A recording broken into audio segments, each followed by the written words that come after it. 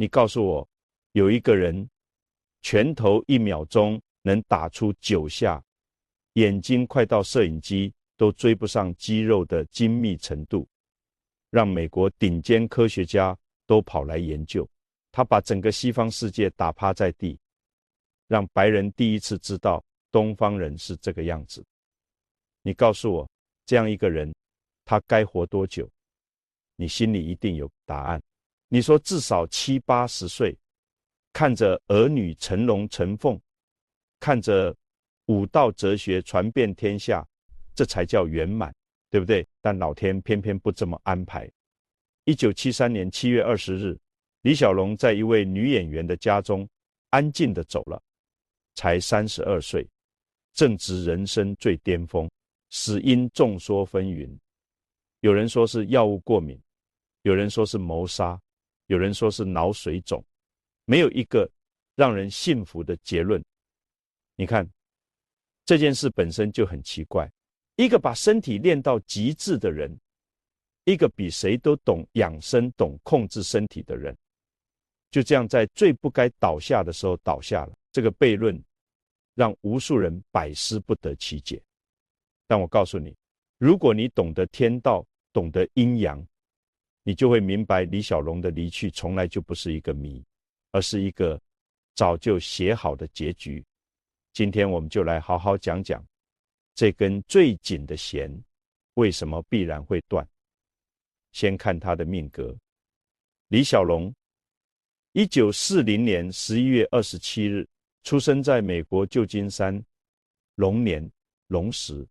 这个名字，这个时辰已经告诉你答案。龙是什么？在中国文化里，龙是阳中之阳，是天地间阳气最旺盛的象征。飞龙在天，无拘无束，是力量，是突破，是永远向上的冲劲。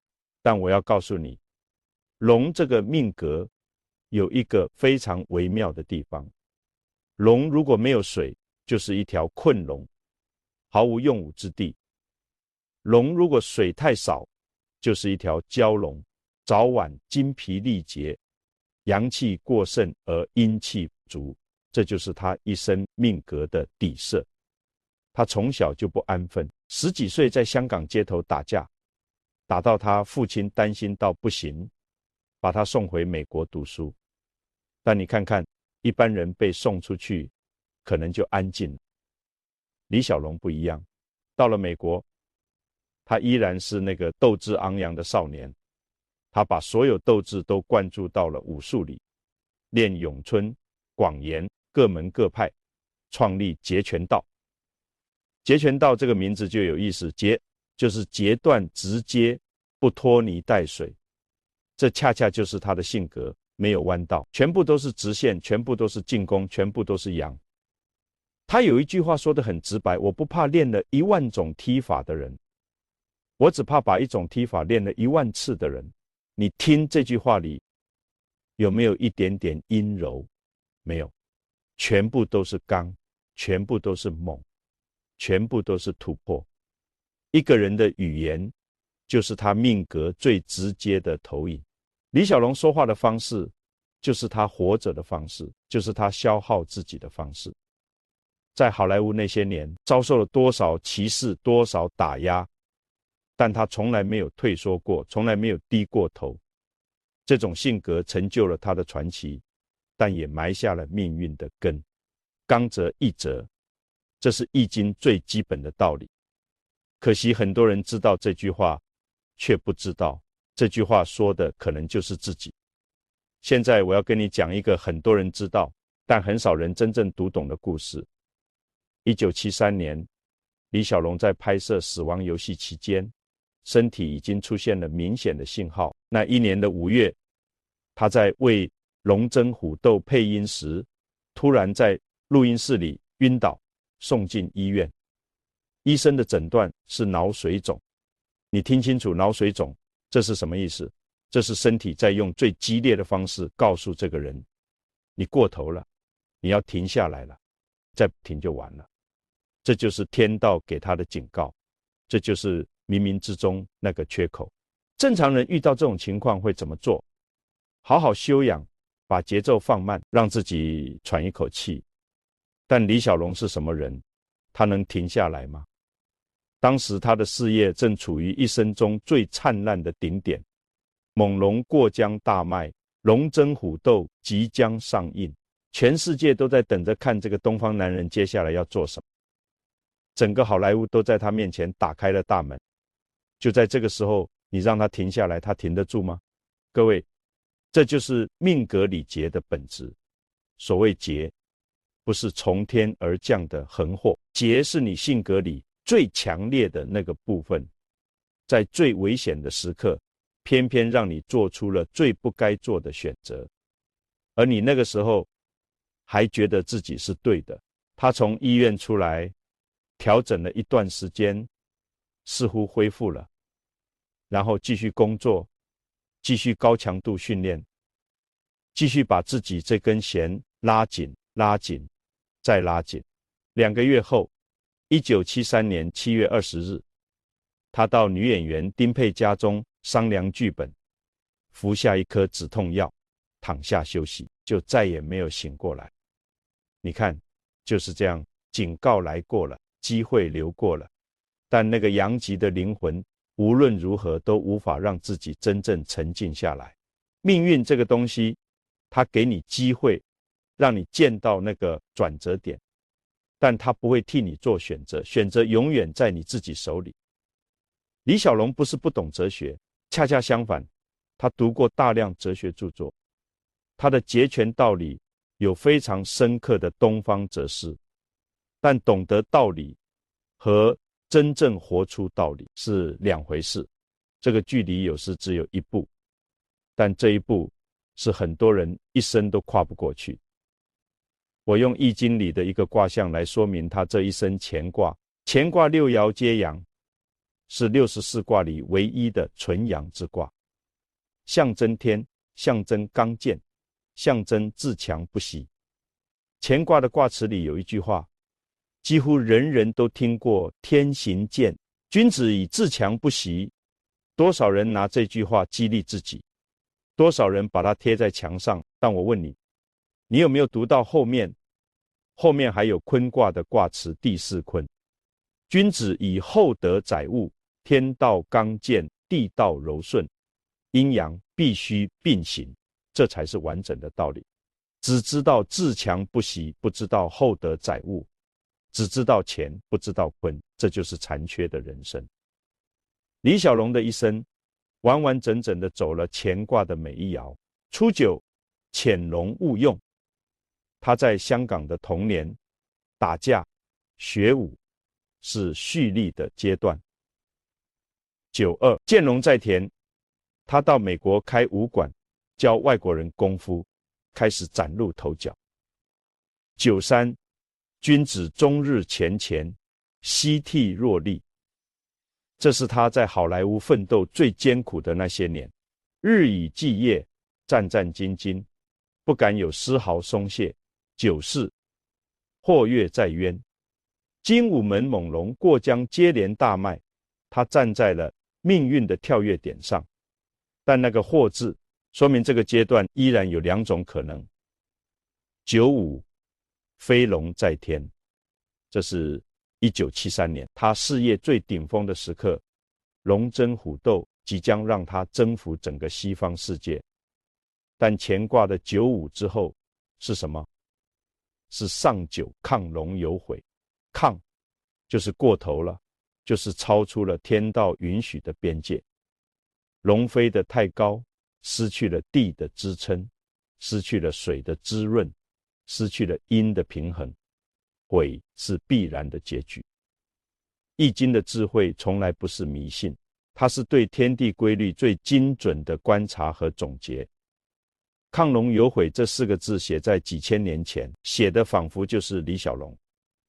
他的身体是亢龙，他的精神是亢龙，他对极限的追求是亢龙，他那种永不妥协的性格也是亢龙。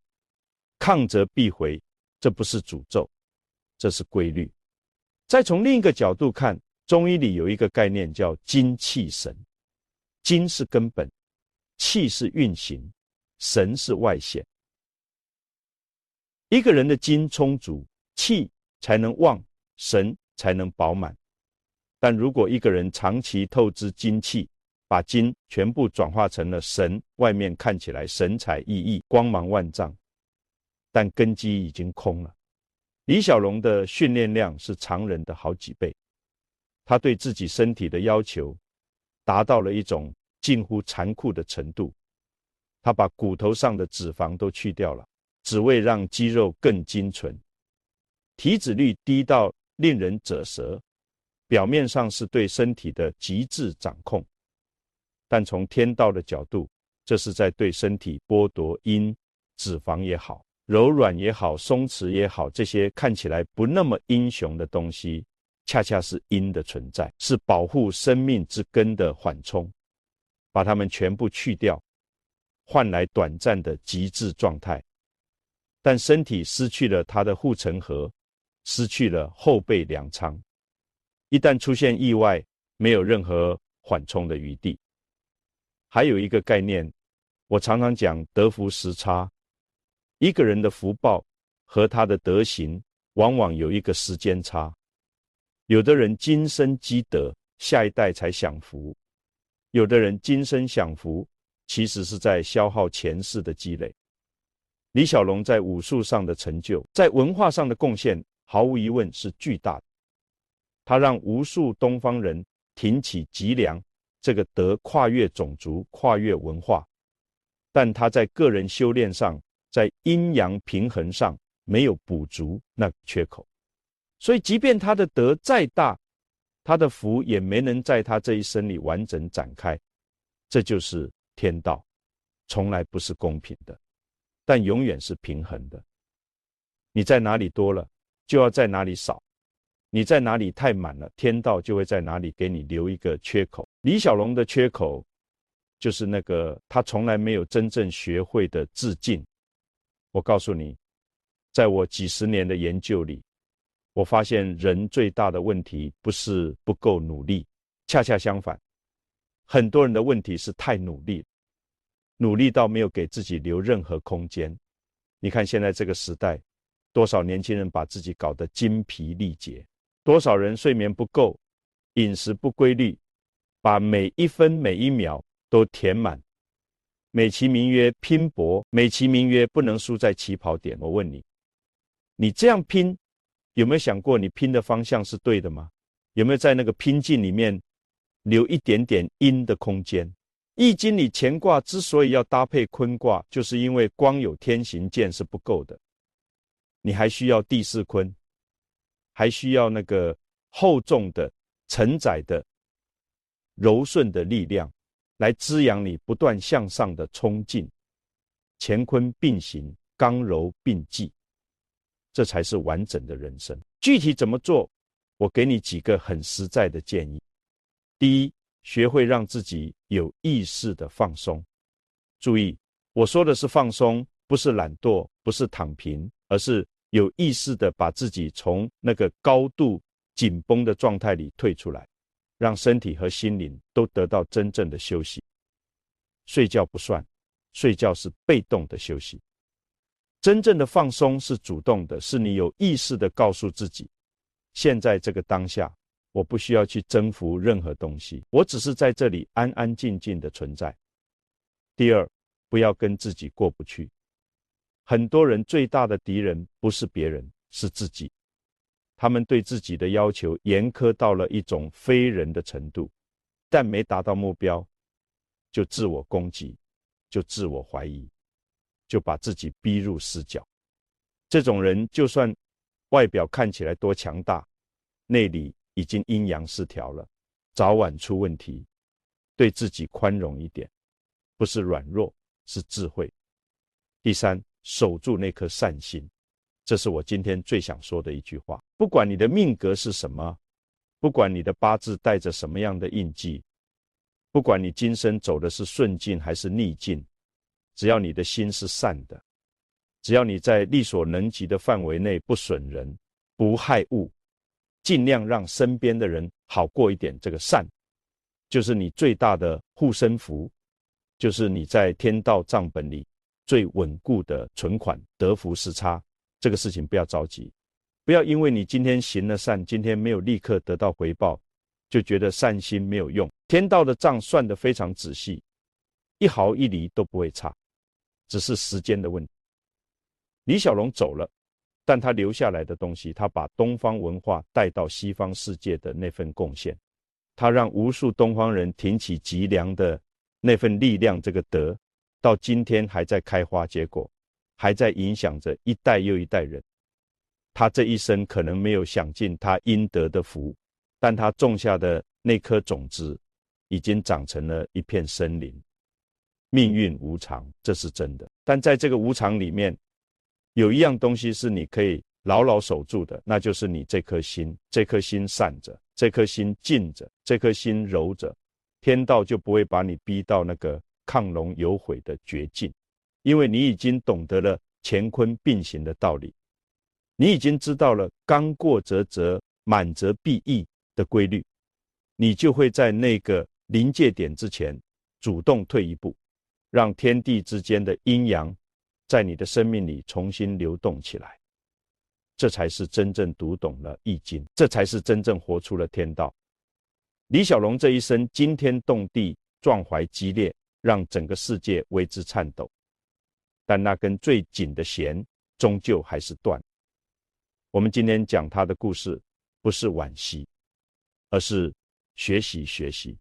那根弦断之前，我们是否能早一点听见那个细微的声音，那个天道在说松一松，静一静，让阴回来，让生命重新圆满。你现在正处在拼命的状态吗？你有没有听到那个细微的警告？点赞订阅，我们评论区见。